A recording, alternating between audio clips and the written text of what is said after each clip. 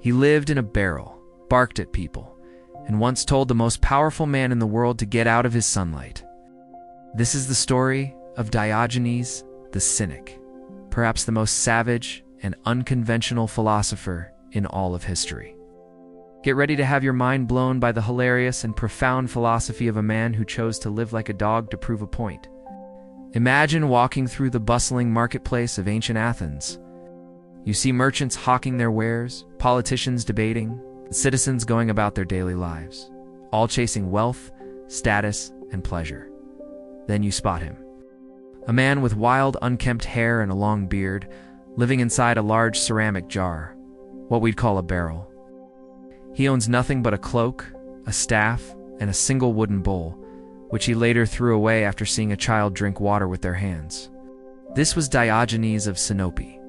He wasn't just homeless, he was making a powerful statement. He believed that society was corrupt, and that people were slaves to their desires for money, power, and social acceptance. Diogenes argued that true happiness could only be found by living a simple life in accordance with nature, free from all the artificial conventions and desires that society imposes on us. He called this living like a dog, which is where the term cynic comes from, derived from the Greek word kynikos, meaning dog-like. He embraced this label wholeheartedly. He would eat, sleep, and even perform bodily functions in public, just as a dog would, to show his complete disregard for social norms and etiquette. He believed these social rules were arbitrary and often stood in the way of living a virtuous and authentic life. His public antics were a form of performance art designed to shock people out of their complacency and make them question their own values. Diogenes was famous for his sharp wit and brutal honesty. He walked the streets of Athens in broad daylight, holding a lit lantern. And when people asked what he was doing, he would reply, "I am just looking for an honest man." He never found one, of course. This act was a scathing critique of the perceived hypocrisy and corruption of Athenian society. He saw people pretending to be virtuous while secretly chasing selfish desires. His interactions were legendary for their audacity. When the great philosopher Plato defined a man as a featherless biped, Diogenes plucked a chicken and brought it into Plato's academy, exclaiming, "Behold, I've brought you a man." After this incident, Plato was forced to add with broad flat nails to his definition, testament to Diogenes' power to expose the absurdity of abstract, out-of-touch intellectualism. He preferred practical wisdom over theoretical nonsense. Diogenes believed that virtue was better demonstrated through action than through theory. He saw many philosophers of his time as hypocrites, who preached about virtue but lived lives of luxury and comfort. He, on the other hand, lived his philosophy every single moment of every single day. He practiced what he preached by enduring hardship, embracing poverty, and rejecting all forms of luxury. He would walk barefoot in the snow and hug cold statues in the winter, not as a form of self-punishment, but to train his body and mind to be indifferent to discomfort.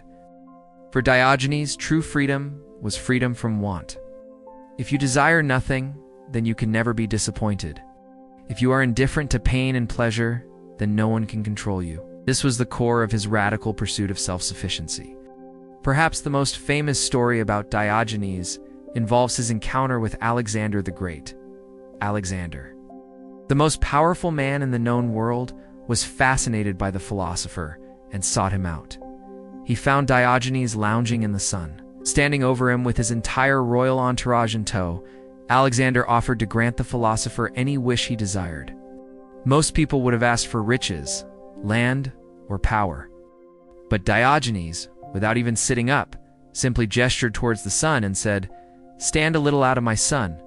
Alexander's soldiers were shocked and expected their leader to be furious at this disrespect. Instead, Alexander was so impressed by Diogenes' complete independence and lack of desire that he reportedly said, "But truly, if I were not Alexander, I would wish to be Diogenes."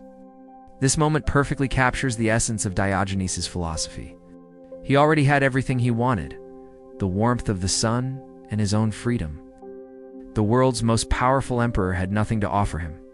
Diogenes saw wealth and status as chains, not prizes. He believed that the king was a slave to his ambitions, his armies, and his empire, while he, the man in the barrel, was the truly free one. His life was a constant performance, a challenge to everyone he met.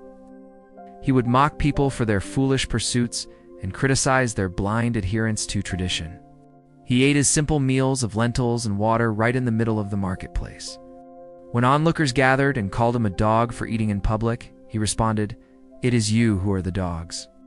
For you stand around and watch me while I eat my dinner." He forced people to confront their own assumptions about what was normal and acceptable. Why was it okay to eat inside a house but not outside? Who made these rules, and why did everyone follow them so blindly? Diogenes was a master of turning insults back on his accusers and exposing the absurdity of their judgments. He lived to provoke, to question, and to liberate the human spirit from the self-imposed prison of convention. He saw the world as a place where people had forgotten what it means to be truly human, to live in harmony with nature. Instead, they were entangled in a complex web of desires, fears, and social obligations that brought them nothing but anxiety and dissatisfaction. His solution was radical, a complete rejection of civilized life. He advocated for a return to a simpler, more natural state of being where our needs are few and our minds are free. This philosophy, cynicism, wasn't about being negative or distrustful of others, as the modern word cynic implies. For Diogenes, it was about a positive and liberating path to virtue and happiness through self-mastery and simplicity. Even his death is shrouded in legend, with multiple accounts that reflect his unconventional life. One story says he died by holding his breath. Another claims he died after being bitten by a dog while trying to share his meal. A more fitting story suggests that he left instructions for his friends to simply throw his body over the city walls after he died, to be devoured by wild animals. When they expressed concern, he told them to just leave a stick next to him so he could wave the beasts away. When they asked how he could use a stick if he would be without consciousness, he replied, "If I am without consciousness, then why should I care what happens to me?" This final exchange was the ultimate expression of his indifference to societal customs, even the sacred rites of burial. Diogenes' legacy is not found in complex texts or formal doctrines. It is found in these powerful anecdotes and his shocking, unforgettable way of life. He was a gadfly who stung the conscience of Athens, a living, breathing protest against a world he saw as insane.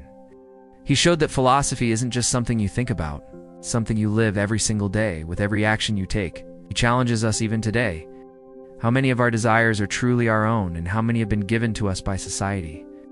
How much of our lives do we spend chasing things that don't actually bring us lasting happiness?